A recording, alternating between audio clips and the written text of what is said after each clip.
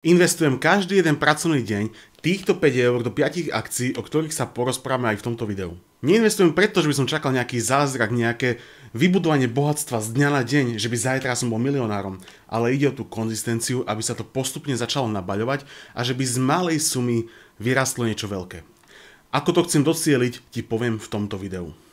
Je to jedna zo stratégií, ktorú používam na investovanie a neboj sa, nie je jediná, mám aj iné, možno lepšie, možno horšie, ale túto jednu chcem si vyskúšať dlhodobo a chcem vidieť, čo priniesie za rok, za 5 rokov alebo za 10 rokov. Hneď na začiatok musím povedať, že ja nie som finančný poradca, nemám na to školy nič, ja len hovorím svoje pocity, svoje názory a ukazujem spôsoby, ktoré robím ja. Niektoré fungujú menej. Mnohí čakajú a majú nejaký cieľ, že dneska zainvestujem napríklad 1000 eur do niečoho a zajtra chcem vyťahnuť 5000 eur. Pokiaľ to nie je nejaká kryptomena, ktorá je fakt, že napumpovaná a chystáš sa urobiť nejaký rug pull, tak v pohode, áno, je to možné, ale inak pri investovaní do akcií, dlhopisov, fondov, nie je to tak reálne, že z dňa na deň budeš milionárom.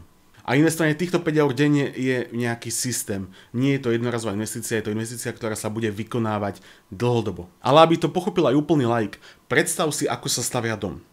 Nezačneš od strechy, ale ješ tehlu po tehle staviaš, urobíš obvodové múry a pomaličky rastieš, až pokiaľ sa dostaneš na nejaký vrchol, čo je tá strecha, kde chceš byť. Po investovaní týchto 5 eur každý jeden pracovný deň je to za rok zhruba 1200 eur zainvestovaných. Za 5 rokov to je 6000 eur. A je to suma v podstate bez toho, aby som to nejak cítil v mojom rozpočte.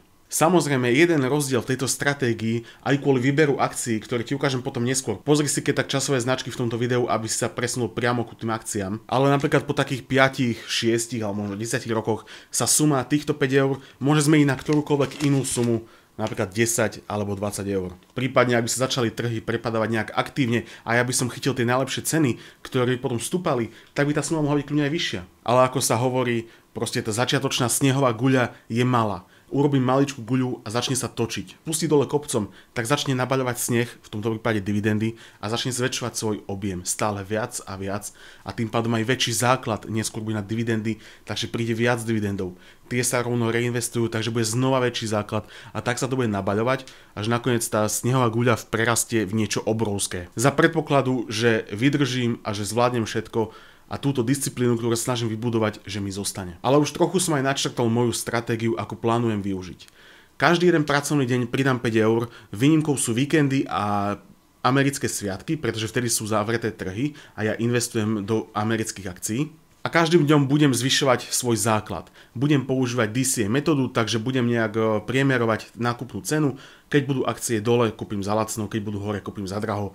Ale ono sa to v konečnom výsledku nejak spriemeruje do jednej roviny. A stále, keď akcia prinesie nejaké dividendy, oni budú reinvestované naspäť, aby som znova posilil ten základ investície, aby som vlastnil viacej akcií alebo väčšiu časť akcie a z nej potom prídu ďalšie dividendy. Takže miesto nejakých 100 eur mesačne, čo tam zainvestujem, s dividendami to môže byť 115. O ďalší mesiac to môže byť 118. A znova tak sa to bude zdvíhať, že napríklad o rok, o takomto čase, budem mať napríklad mesačne miesto 100 eur investovaných 180 eur. Je to síce zatiaľ nejaká teória, ale akcie, ktoré som si vybral do tohto portfólia, majú zaužívané zvyšovanie a pravidelné vyplácanie dividend, niekedy vyplácajú bonusové dividendy, takže čakám, že sa to bude nabaľovať.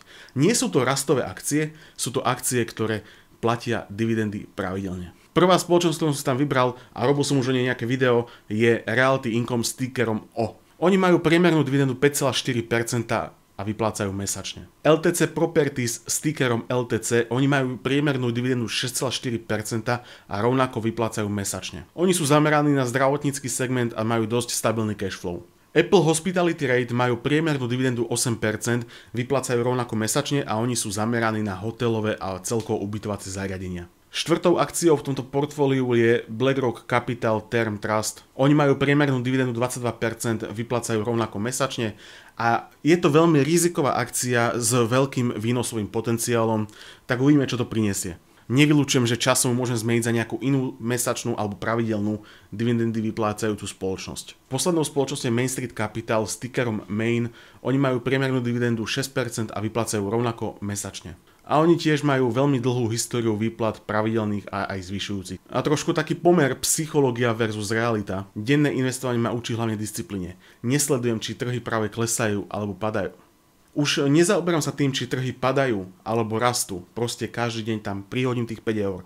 Aktuálne to robím manuálne. Časom, keď už ma napríklad nebude baviť robiť videa o tom, tak to nastavím na automatické investovanie, ale stále to chcem držať dennou frekvenciou. Ono je to taká pozitívna stimulácia aj mozgu, lebo ty vlastne, aj keď sa ti nechce, proste musíš to urobiť, lebo si to nastavil ako svoj cieľ, stratégiu a musíš to stále opakovať každý jeden pracovný deň. A počasie sa to stane rutinou, budeš to robiť automaticky. Teda aspoň takto to vnímam ja. A hlavne posledná najlepšia vec, aj keby tie trhy začali padať nejak rapidne dole, ja sa budem z toho tešiť, pretože viem, že kupujem tie akcie v zľave. A potom, keď to bude rásť, tak tie zelené čísla budú výraznejšie, pretože som to kúpil lacno. Ale môj dlhodobý cieľ, ktorý vyplýva z tejto stratégie, nie je to, že vybudujem bohatstvo behom prvého roka, behom prvých 2 rokov, ale budujem systém, ktorý bude fungovať v rámci dekád. AI-ku som predhodil nejaké čísla, že investujem 5 eur denne, každý den pracovný deň, čiže zhruba 1200 eur ročne, plus som mu napísal, aké spoločnosti, aké majú dividendy a nech mi vypočíta, ako môže byť hodnota portfólia o 10 rokov, o 20, o 30 a o 50 rokov, plus keď budem reinvestovať všetky dividendy.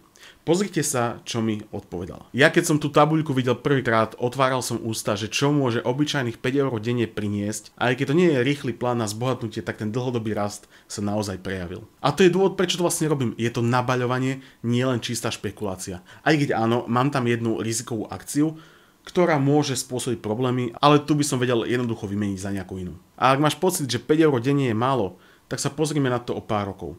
Vyzývam ťa, daj si nejaký časovač upomienku a pozri sa napríklad o rok alebo o 2 na môj kanál, či dám nejaký update, ako to funguje. Takže uvidíme, či tú najlepšiu páku investora, čas, dokážem nejak využiť v môj prospech. A uvidíme sa pri nejakom ďalšom videu. Prajem ti pekný deň a tu sa pozri na niektoré video, ktoré ti vybral YouTube algoritmus. Čau.